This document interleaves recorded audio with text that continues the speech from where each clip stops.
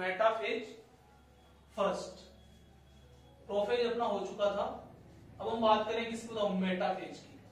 Diakinesis का diagram मैंने last में बना दिया था, कुछ ऐसा था डायकाइनेसिस का डायग्राम कि ये होमोलोगस क्रोमोसोम जो थे उनमें क्रॉसिंग ओवर हो चुका था, क्रॉसिंग ओवर होके और दोनों अलग अलग भी हो चुके थे, ओके। और सेंट्रियोल दोनों पोल की तरफ मूव कर चुका था, इससे स्पिंडल फाइबर बन चुके थे, ओके। ऐसा बन चुका था ये डायग्राम, ओके। ये डायकाइनेसिस का डायग्राम बना दिया। मेटाफेज में क्या होगा, ये जो क्रोमोसोम्स है होमोलोगस क्रोमोसोम, देखो ये ए डैश, मैं आप लिख देता हूं, ये ए है और ये भी ए है, ये ए डैश है और ये भी ए डैश है, ए डैश ए डैश, ये तो चल के आ रहा था शुरू से, वो मैंने वहां लिख दिया। ये मेटाफेजिक प्लेट पे एक सेल की जो मेटाफेज प्लेट है सैंड, ये इक्विटोरियल प्लेन पे, इसको इक्विटोरियल प्लेन पे अरेंज हो, ओके। कौन, ये दोनों होमोलोगस है ना आपस में, ये मैं बता चुका हूं।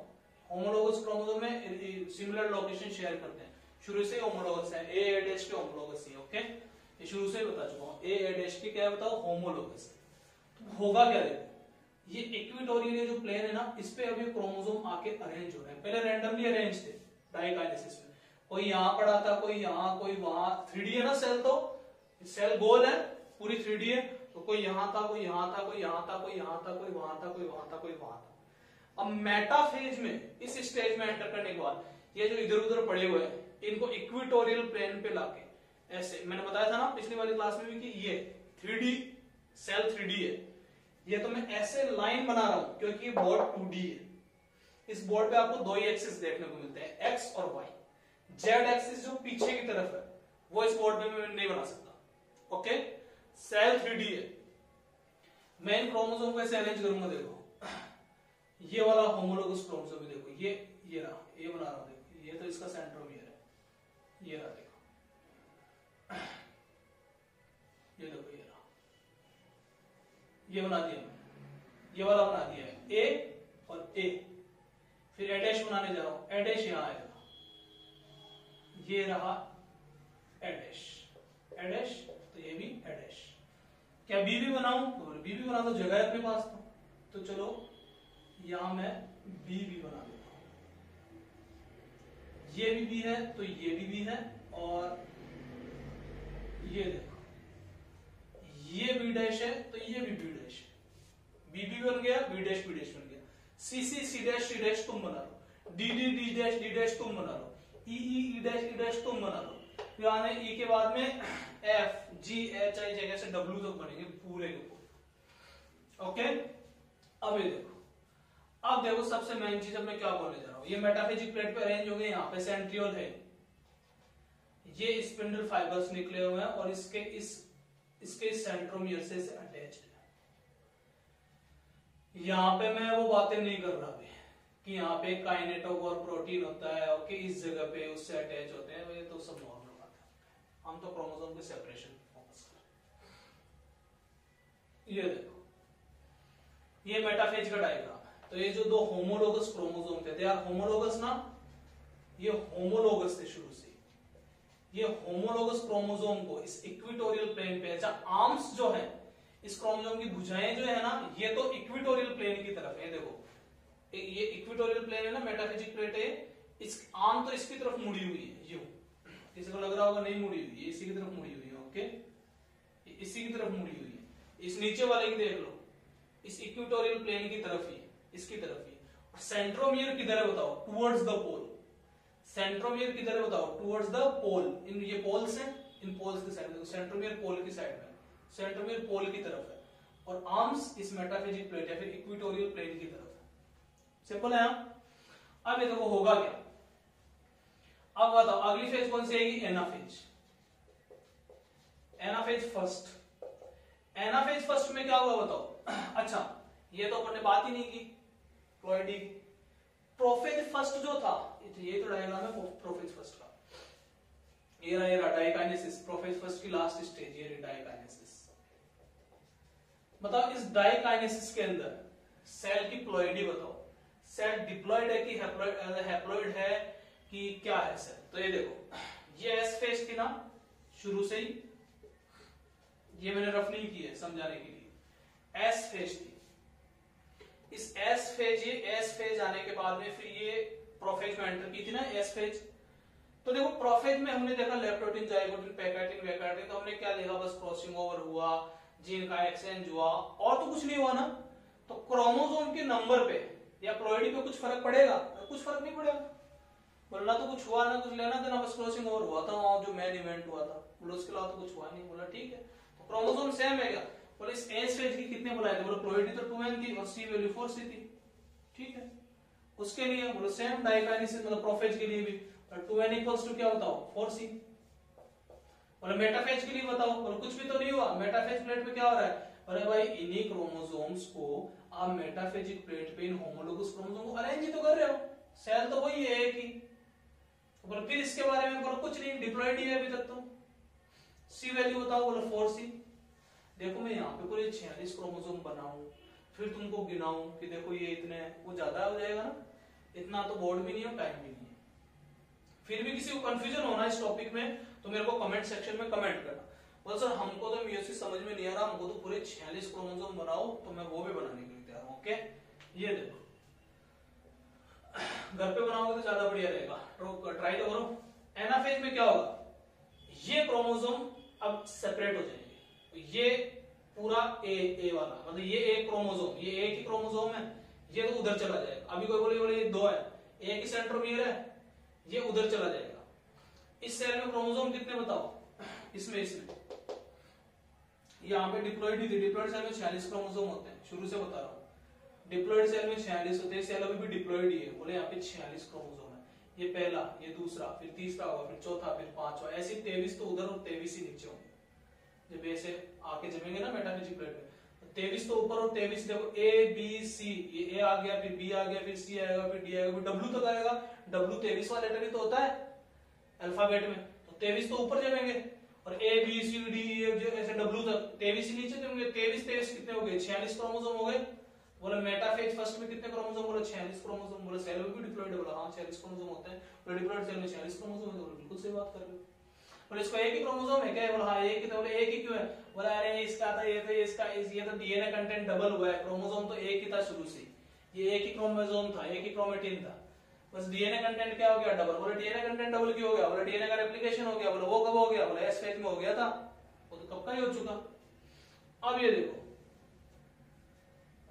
एनाफेज, इन दोनों का सेपरेशन। ओके, तो सेपरेशन का मतलब क्या बताओ, चलो इस डायग्राम को अपन ऐसे कर लेंगे, सेपरेशन हो चुका है, ये लो ये लो, अपन ऐसे बना सकते हैं ना इसको आराम से, ये ए और ए, ये बी और ये भी बी, और ये इसका सेपरेशन हो जाएगा, ये यूं। ओके चलो ऐसे यूं बना लो, इसको यूं कर लो और यूं कर लो। कैसे बना, ये ए डैश और ये भी ए डैश, ये देखो ये ए डैश ए डैश, ये बी डैश और ये बी डैश, ये दोनों अलग हो गए, ये एनाफेज का डायग्राम हो गया। ओके, अब टीलोफेज में क्या होगा, अगली कौन सी, अच्छा एनाफेज के बारे में अब मैं आपको पूछूं, बोले एनाफेज का बताओ, बोले क्या बार बार पूछ रहे हो, मतलब अलग ही तो क्या है, सेल तो अभी भी एक ही है, सेल तो अभी भी एक ही है।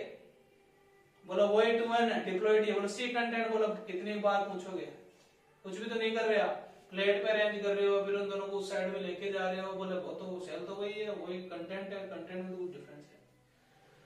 ठीक है, फिर एनाफेज के बाद लास्ट है कौन सी बताओ, टीलोफेज। बोले टीलोफेज में क्या होगा, टीलोफेज फर्स्ट में, बोलो कुछ नहीं, ये जो टीलोमियर्स मतलब सॉरी टीलोमियर्स नहीं, ये जो एंड्स है ना एंड, ये एंड्स है, ये क्रोमोसोम इन एंड्स की तरफ मूव कर रहे हैं, उधर की तरफ जाने लग जाएंगे। देखो एक चीज और यहाँ पे बता देता हूँ, मतलब ज्यादा लग जाएगा टाइम लेकिन इंपॉर्टेंट है, सुन लो। देखो जो माइक्रोट्यूब्यूल्स है ना, ये जो स्पिंडल फाइबर्स है, इनकी वजह से ये मूवमेंट हो रहा है। देखो होता क्या है, देखो ये क्या है बता दूं, मैं बता दूं ना, चलो सुन लो। ये डाइकाइनेसिस जो है ना, इस डाइकाइनेसिस इन प्रोफेज की जो स्टेज थी, इसमें क्रोमोसोम मेटाफेजिक प्लेट पे तो रेंज है नहीं, कोई किधर पड़ा है, कोई किधर पड़ा है, कोई किधर पड़ा है, कोई किधर पड़ा है। देखो जैसे एक यहाँ पड़ा है, ओके, और एक इस साइड पड़ा है, ऐसे मान के चलो, कहीं भी हो सकते हैं, लेकिन इन सब से स्पिंडल फाइबर अटैच है ना, स्पिंडल फाइबर। तो देखो अगर मैं इस डायग्राम को थोड़ा सा देखो क्लियर बनाऊं, चलो यहां बनाता हूं, इसमें तो इतना क्लियर नहीं देख पा रहा, चलो यहां देखो ऐसे बनाऊं, देखो ऐसे यू एक, ये दूसरा क्रोमोसोम, दो से समझ जाओगे ना, चलो दो से ही समझाता हूं, ये सेंट्रियोल, ये स्पिंडल फाइबर, ये सेंट्रियोल, ये स्पिंडल फाइबर, ये स्पिंडल फाइबर, ये अटैच हो गए सेंट्रियोल्स। अब बताओ मुझे इन क्रोमोसोम को यहां बीच में इस मेटाफेजिक प्लेट पे अगर लाना है, डायकाइनेसिस बनाई है मैंने, तो बताओ क्या करना पड़ेगा। बोले सर ये जो माइक्रोट्यूब या ये जो स्पिंडल फाइबर है ना, इसको तो आप पॉलीमराइज करो, इस वाले को तो मतलब इसको तो आप बढ़ाओ, और ये जो नीचे वाला स्पिंडल फाइबर है बोला इसका आप डीपॉलीमराइजेशन करो, और इस वाले का पॉलीमराइजेशन करो ऊपर वाले का, तो जिससे क्या होगा क्रोमोसोम नीचे की तरफ आएगा। बोले ये तो पॉलीमराइज हो रहा है और नीचे वाला डीपॉलीमराइज, तो यहाँ पे आके यहाँ सेंटर में ये ऐसे अरेंज हो जाएगा। और इसके केस में क्या करना, बोले इसके केस में नीचे वाले का तो पॉलीमराइजेशन करो, बोले इस स्पिंडल फाइबर को तो ऊपर बढ़ाओ और इस ऊपर वाले का डीपॉलीमराइजेशन करते हुए जाओ, जिससे ये यू ऊपर की तरफ आके और इक्वेटोरियल प्लेन पे ऐसे सारे के सारे अरेंज हो जाएंगे। अगला क्वेश्चन आता है, बोले सर इनका पॉलीमराइजेशन और डीपॉलीमराइजेशन कैसे हो रहा है, ये तो टॉपिक ही अलग है, अपने को सारा पता है। ओके, तो अपन ये बाद में देखेंगे। ओके, ये मैंने ऐसे ही बता दिया ताकि तुमको थोड़ा सा नॉलेज रहे, तुमको कंफ्यूजन ना हो। ओके, इसलिए मैंने ये बात बीच में मुझे लगा कि बोल ही देनी चाहिए। ओके, तो मैंने बोल दी। अब देखो एनाफेज हो गया था 2n = 4c। अब एनाफेज के बाद में है टीलोफेज। बोला टीलोफेज में क्या होगा, बोले कुछ नहीं, पोल्स की तरफ जाने लग गए। तो टीलोफेज का बताओ, बोले क्या बार बार एक ही बात को रिपीट कराते हो, 2n 4c तो है, अभी तो कुछ हुआ ही नहीं। अब टीलोफेज के बाद में क्या होगा बताओ, साइटोकाइनेसिस। देखो ऊपर की तरफ 23 अरेंज थे ना, A B C D E F G H W तक, तो 23 क्रोमोसोम तो ऊपर की तरफ अरेंज थे इस मेटाफेज में, और 23 ही नीचे की तरफ अरेंज थे। टोटल इस सेल में कितने क्रोमोसोम है, 46। ये मैंने यहां पहले भी लिख दिया। फिर एनाफेज में 23 तो उधर जा रहे हैं और 23 क्रोमोसोम इधर आ रहे हैं, ध्यान से देखना, 23 उधर गए और 23 नीचे की तरफ आए। टीलोफेज में 23 क्रोमोसोम इस एंड पे पहुंच गए, 23 क्रोमोसोम उस एंड पे पहुंच गए। देखो ये मैंने एंड बना दिया है, ये रहा वो एंड, ये टीलोफेज वाली सेल। 23 क्रोमोसोम, ये एक ही क्रोमोसोम है, एक ही सेंट्रोमियर है। बोला सर ये तो दो लग रहे हैं क्रोमोसोम, दो नहीं है, क्रोमोसोम तो एक ही है, बस एस पेज के अंदर इस वाले इसके जो कंटेंट है उसका डीएनए कंटेंट का डुप्लीकेशन हो गया। क्रोमोसोम तो अभी भी एक ही है, एक ही क्रोमोसोम। राकिब हसन वे बच्ची, ये क्वेश्चन था तुम्हारा। ओके, ये तुम्हारे क्वेश्चन का आंसर अब मैं देने जा रहा हूं। ओके, जो कंफ्यूजन था, बोले ये क्रोमोसोम एक ही है, ये देखो क्रोमोसोम तो ये एक ही था। बोले हुआ क्या, मेरा बोले डीएनए कंटेंट डबल हुआ था, बस इसकी कॉपी बनी थी, ये एक की कॉपी बनी थी, एक ही ये भी कॉपी बनी थी, कॉपी। बोले क्यों बना रहे हो कॉपी, बोला डीएनए कंटेंट डबल करूंगा, कॉपी बनाऊंगा, तभी तो डॉटर सेल को कुछ दूंगा, नहीं तो उसको दूंगा क्या मैं। अभी देख लेना, तो देखो 23 उधर चले गए, 23 इधर आ गए, मतलब 23 इस पोल की तरफ, मतलब 23 क्रोमोसोम तो इधर है और 23 क्रोमोसोम ही क्या बताओ इधर है।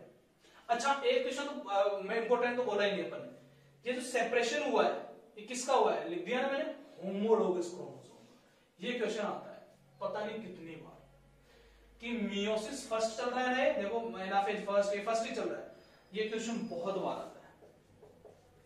क्या बताऊं, मियोसिस फर्स्ट में, मियोसिस फर्स्ट की एनाफेज में, मेटाफेज में तो अरेंज हो गए, एनाफेज में अलग अलग हो जाएंगे। कौन अलग अलग हो जाएंगे, होमोलोगस क्रोमोसोम का सेपरेशन होता है। तो मियोसिस फर्स्ट के अंदर, या और क्लियर करूं तो मियोसिस फर्स्ट की एनाफेज में, किसमें बताओ, एनाफेज में, या फिर मैं बोलूं कि मियोसिस फर्स्ट में, ऐसे भी बोल सकते हो। ओके, मियोसिस फर्स्ट की तो है एनाफेज, तो मियोसिस फर्स्ट में होमोलोगस क्रोमोसोम का क्या होता है बताओ, सेपरेशन हो जाता है। बहुत ही बढ़िया लाइन है और बहुत ही इंपॉर्टेंट लाइन है। किसका सेपरेशन हो रहा है बताओ, होमोलोगस क्रोमोसोम का। सेपरेट हो गए ना, 23 इधर गए, 23 ये दोनों आपस में होमोलोगस ही तो थे। ये बी इस बी डैश का होमोलोगस है शुरू से, ये बी इस बी डैश का, ये पापा का फर्स्ट था, ये मम्मी का सेकंड था, ये पापा का सेकंड, ये मम्मी का सेकंड, दोनों ने आपस में पेयरिंग की, सेम लोकेशन शेयर की, होमोलोगस है क्रोमोसोम। ओके, तो 23 इधर 23 उधर। अब साइटोकाइनेसिस होने जा रहा है, तो साइटोप्लाज्म डिवाइड होगा। ओके, कैसे होगा क्या होगा ये बाद की प्रोसेस है, लेकिन क्या होगा बताओ, यहाँ पे डिवीजन शुरू हो जाएगा और ये दोनों की दोनों सेल क्या हो जाएंगी बताओ, अलग हो जाएंगे। दोनों सेल अलग हो चुकी है। ओके, अलग हो चुकी है ना, दोनों अलग हो गई। अच्छा टीलोफेज का बताना जरा, वही था 2n 4C। टेलोफेज में टेलोमेर की तरफ ही तो गए थे, अलग तो हुई नहीं थी सेल, लेकिन अब साइटोकाइनेसिस के बाद अलग अलग हो गई। एक सिंगल सेल से कहानी शुरू की थी, एक सिंगल सेल ही तो थी, एक ही सेल थी डिप्लॉइड सेल, और कहानी शुरू करते करते करते करते metaphase first, anaphase first, telophase first, यहाँ पे साइटोकाइनेसिस पढ़ने के बाद इस सेल को मैंने पूछा बता तू हैप्लॉइड है कि डिप्लॉइड है। इस सेल से मैंने पूछा कि बता तू हैप्लॉइड, राखी बसन मेरे प्यारे बच्चे ध्यान से सुनना, मैंने इस सेल से पूछा कि बोल हैप्लॉइड के डिप्लॉइड। इसने बोला सर आप मुझसे क्या पूछ रहे हो, मेरे क्रोमोसोम देखो कितने हैं। मैंने कहा तेरे पास 23 क्रोमोसोम है। इसने बोला सर, मैंने इससे पूछा बोल के तेरे पास 23 जोड़े हैं क्या क्रोमोसोम के। देखने से राखी बसन क्या लग रहा है, जोड़े हैं। ये जोड़ा नहीं है, जोड़ा इसको बोलते हैं जब दोनों के सेंट्रोमियर अलग हो, ये ए और ये ए डैश, ये ए और ये ए डैश, दोनों के सेंट्रोमियर अलग है। बोले इन दोनों को, ये पहला क्रोमोसोम काउंट होगा, ये दूसरा क्रोमोसोम काउंट होगा, लेकिन ऐसी कंडीशन यहां नहीं है। यहां पे सेंट्रोमियर एक ही है, ओके। और फिर यहाँ पे ए तो आ ही गया ना सर, और ये ए तो इसकी कॉपी है, ये तो डीएनए कंटेंट डबल हुआ है। क्रोमोसोम तो एक ही है, बस उस क्रोमोसोम ने अपने डीएनए कंटेंट को क्या कर लिया, रेप्लिकेट कर लिया, इतना ही हुआ है बस। प्लॉइडी हैप्लॉइडी है, क्रोमोसोम इसके पास 23 ही है, तो जिसके पास 23 क्रोमोसोम ही होते हैं टोटली, उसको बोलते हैं एन, यानी कि हैप्लॉइड। लेकिन सर सी वैल्यू के बारे में क्या ख्याल है, बोले यहां तक सी वैल्यू 4C थी, 4C थी, 4C आ रही थी। अब जब यहाँ पे देखो, अगर ये सेल जब आपस में पहले जुड़ी हुई थी टेलोफेज में, साइटोकाइनेसिस नहीं अब किया है मैंने, तो पहले क्या थी, टेलोफेज में 4C थी, तो जब अलग अलग हो जाएंगी तो आधा उधर आधा इधर, तो पहले 4C था तो 2C उधर और 2C इधर, तो n इक्वल्स टू क्या हो गया बताओ, 2C। इस सेल के लिए, इस सेल के लिए वो सेम ही तो है, ये भी हैप्लॉइड है, लेकिन C कंटेंट क्या है, 2C। डिप्लॉइड सेल का C कंटेंट क्या होता है बताओ, 2C होता है, ये मैंने यहां पे लिखा था, ये सेल डिप्लॉइड थी, इसका C कंटेंट क्या था, 2C। लेकिन वो सेल हैप्लॉइड है, हैप्लॉइड होने के बावजूद भी इसकी C वैल्यू 2C है, ये चमत्कार से कम नहीं है, ओके। ये कॉन्सेप्ट है राखी बसन आ रही है, ये मैं माइटोसिस में बता चुका था, इसलिए मैंने आपको कहा था कि मेरा वीडियो ढंग से देखना, ओके। मैं माइटोसिस में बोल चुका था कि सेंट्रोमियर के नंबर के हिसाब से क्रोमोसोम काउंट होता है, तो सेंट्रोमियर एक ही है। ये एक ही क्यों है मैं भी नहीं बोलूंगा, ओके, छोड़ो इस बात को, इतना तो समझो एक बार। ये सेंट्रोमियर है देखो, तो एक ही क्रोमोसोम की तरह काउंट, बोला सर ये मेरे को ऐसा लग रहा है डिप्लॉइड है, नहीं है, सिर्फ इसकी रेप्लिकेटिंग कॉपी है, क्रोमोसोम एक ही है, ठीक है। तो ये हो गया कौन सा बताओ ना, मियोसिस फर्स्ट क्या हो गया बताओ, कंप्लीट हो चुका है, मियोसिस फर्स्ट हो गया, साइटोकाइनेसिस हो गया। अब चलेगा मियोसिस कौन सा, सेकंड। ये दो सेल बन चुकी है, लेकिन क्या अभी मियोसिस कंप्लीट हो चुका है, बोले नहीं, अब ये दोनों सेल जाएंगी किसमें बताओ, मियोसिस सेकंड। फिर बाद में क्या होगा बताओ, तो मियोसिस फर्स्ट की मेन बात, होमोलोगस क्रोमोसोम क्या हो गए, सेपरेट हो गए। अब हम चल रहे हैं मियोसिस सेकंड में, ये समझ में आ गया, n equals to 2C, C value क्या है बताओ, 2C है, चाहे तुम गिन के देख लो, क्योंकि डीएनए कंटेंट डबल है, इसका डबल देखो, एक ही था लेकिन डबल है, डबल है, डबल है, सबका डबल है, तो 2C वैल्यू है, ओके। अब हम चलेंगे मियोसिस सेकंड। अरे मियोसिस सेकंड, ये देखो मियोसिस सेकंड में जा रही है, मियोसिस सेकंड में वही पहला कौन सा आएगा बताओ, प्रोफेज सेकंड। घबराओ मत, प्रोफेज सेकंड की कोई सब स्टेज नहीं, ओके। प्रोफेज फर्स्ट की 5 है, लेकिन प्रोफेज सेकंड की क्या है ना, बिल्कुल नहीं। अब बताओ ये रही, ये दोनों सेल जो मैंने बनाई थी, किससे बताओ, साइटोकाइनेसिस हो गया था, टेलोफेज फर्स्ट के बाद में साइटोकाइनेसिस होके और दो अलग अलग सेल बन की थी। ये क्या थी बताओ, हैप्लॉइड थी, n इक्वल टू 2C था, इसका भी n इक्वल टू क्या था बताओ, 2C था। अब ये दोनों सेल जा रही है किसमें बताओ, प्रोफेज मतलब मियोसिस सेकंड की प्रोफेज सेकंड में। क्या होगा बताओ, कुछ नहीं है, प्रोफेज सेकंड के देखो, ये बातें मैं मतलब बताना भी जरूरी नहीं समझ रहा, ओके, इसलिए मैं नहीं बोल रहा, पर मैं सेपरेट ही करूंगा क्रोमोसोम को, छोड़ो ये सारी बातों। कौन सी बातों जो मेरे मन में आई थी, ओके, तुम्हें नहीं पता क्या आई थी। अब क्या होगा, प्रोफेज में वही नाटक, प्रोफेज में क्या होता है मैंने बताया था ना, प्रोफेज में विषय क्रोमेटिन फिर कंडेंस होकर क्रोमोसोम में कन्वर्ट हो जाएगा, न्यूक्लियर मेम्ब्रेन डिसअपीयर हो जाएगी, तो वो ये सारा नाटक। यहाँ पे इस टेलोफेज, जब ये तो साइटोकाइनेसिस हो गया ना, इससे पहले टेलोफेज था, तो टेलोफेज में न्यूक्लियर मेम्ब्रेन दोबारा आने लग जाती है क्रोमोसोम के चारों ओर, ओके, न्यूक्लियर मेम्ब्रेन बन जाती है, फिर साइटोकाइनेसिस हो गया, दोनों सेल अलग अलग हो गई, अब ये सेल जा रही है प्रोफेज सेकंड में, अब दोबारा ये न्यूक्लियर मेम्ब्रेन डिसअपीयर हो जाएगी, ये नाटक चलता रहेगा। ओके, न्यूक्लियर मेम्ब्रेन क्या होगी, फिर डिसअपीयर हो गई। अब मैं देखिए सिंगल सिंगल सेल लेके देख लेता हूं। अब ये देखो ये सेल मैंने ले लिया, प्रोफेज में तो वही बात है कि वो हो गया, सेम डायग्राम आएगा, कुछ नहीं। इसके बाद में कौन सी आएगी बताओ, मेटाफेज आएगी, मेटाफेज सेकंड। मेटाफेज सेकंड में इक्वेटोरियल प्लेन पे इनको अरेंज कर लो, इसको अरेंज करते हैं। चलो पहले ये मैंने बना लिया, ये मेरा इक्वेटोरियल प्लेन है, ये सेंट्रियोल इधर है, ये सेंट्रियोल इधर है। ये देखो इस क्रोमोसोम को लिख रहा हूं, इस वाले को, ये एक सेल है, ये फर्स्ट सेल है, दूसरी सेल है, जो मियोसिस फर्स्ट से बनी है दोनों सेल। ये वाला क्रोमोसोम ऐसे अरेंज हो गया, ये इसका सेंट्रोमियर।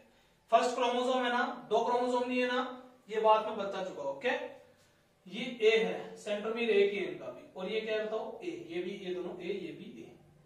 ओके, इसमें क्या है, बी और बी, ये लो, इसमें है बी और बी। आगे क्या होगा, सी और सी, फिर डी, फिर ई, एफ, जी, एच, आई, ऐसे डब्ल्यू तक होगा।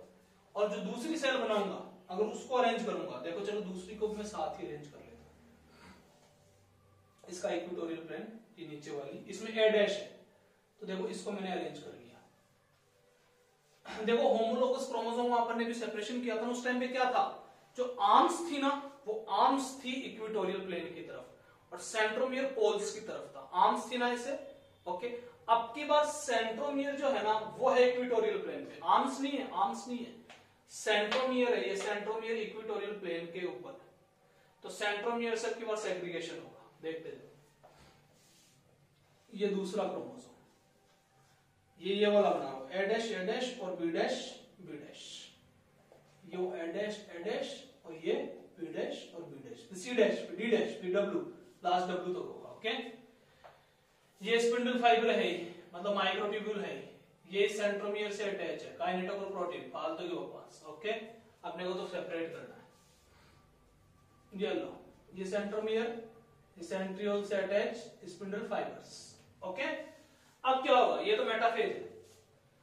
अब कौन सी आएगी बताओ, मेटाफेज सेकंड के बाद में एनाफेज सेकंड,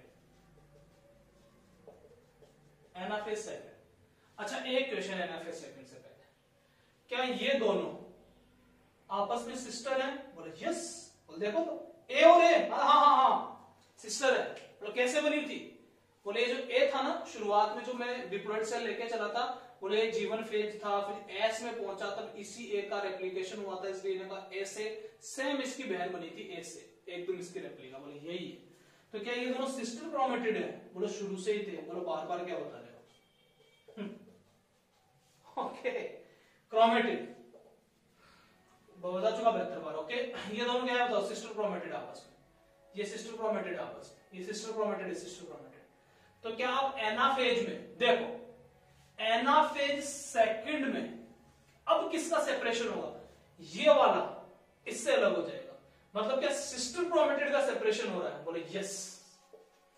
किसका सेपरेशन हो रहा है बताओ? सिस्टर क्रोमेटिड सेपरेशन होने जा रहा है। लेकिन एनाफेज फर्स्ट में हमने होमोलोगस क्रोमोसोम का सेपरेशन किया। ये मियोसिस सेकंड चल रहा है। ओके, तो ये क्वेश्चन बहुत बार आ जाता है कि मियोसिस फर्स्ट में किसका सेपरेशन होता है? तो आपका आंसर क्या होगा? बोले होमोलोगस क्रोमोसोम ऐसे हमने रखे थे, फिर होमोलोगस क्रोमोसोम को से सेपरेट कर दिया। बोले लेकिन मियोसिस सेकंड में, बोले मियोसिस सेकंड में होमोलोगस क्रोमोसोम को तो कर चुके सेपरेट, अब की बार हम सिस्टर क्रोमेटिड को सेपरेट कर।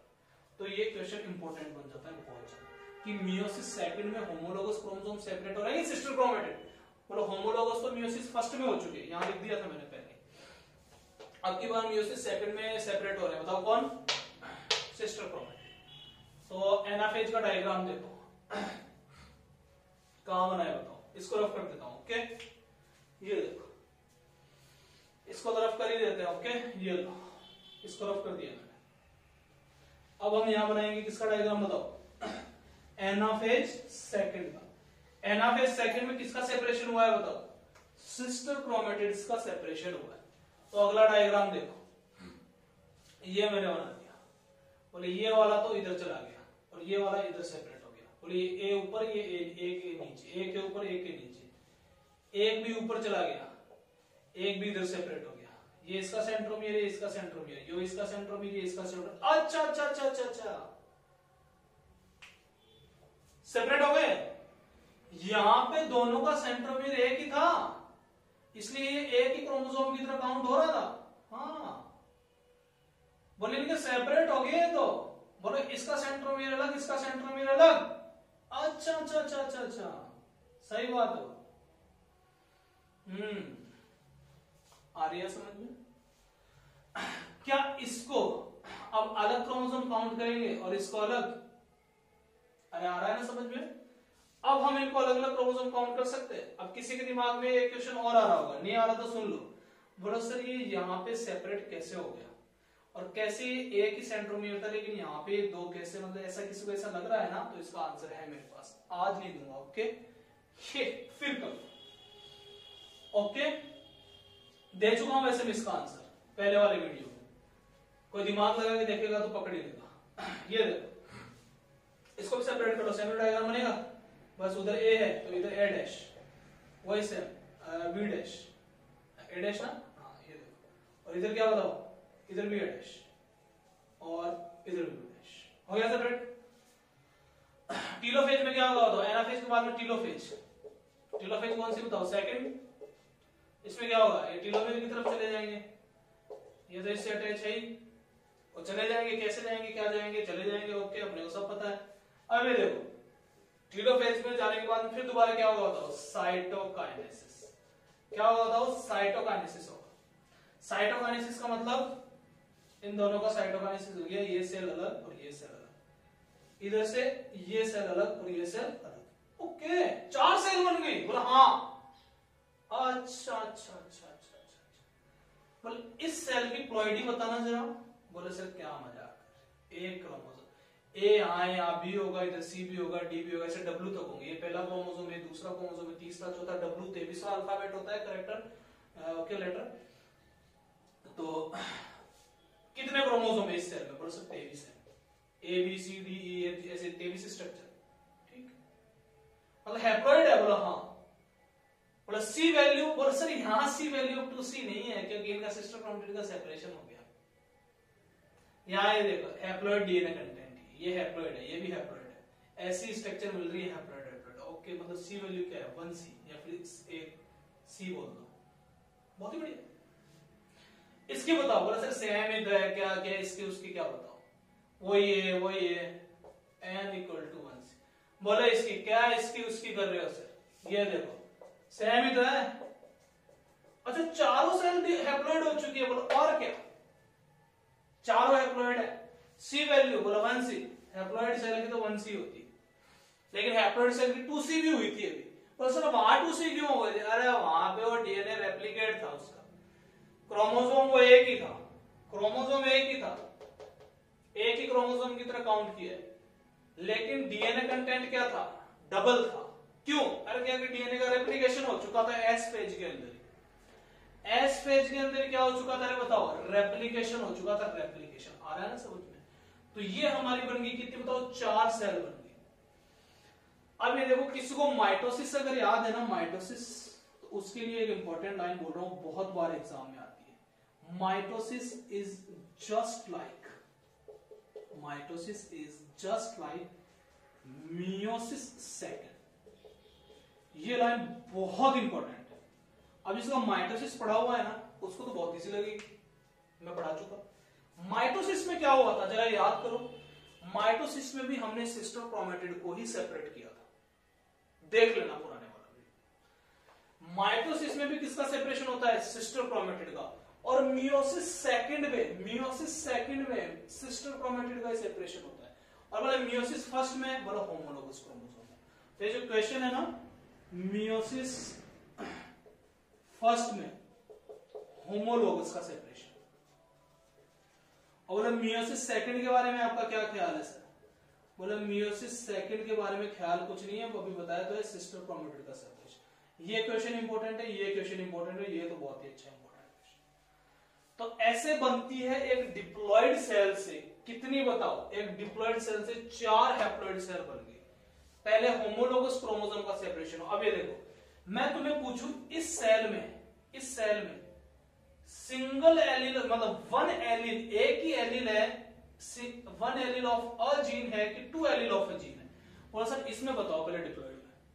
बोले इसमें तो दो एलील है, ए जीन तो वो एक ही ए जीन की दो एलील ए और ए डैश, बी जीन की दो एलील बी और बी डैश, सी जीन की दो एलील सी और सी डैश। बोले इसमें ए जीन की बोले एक ही, बोले एक ही एलील।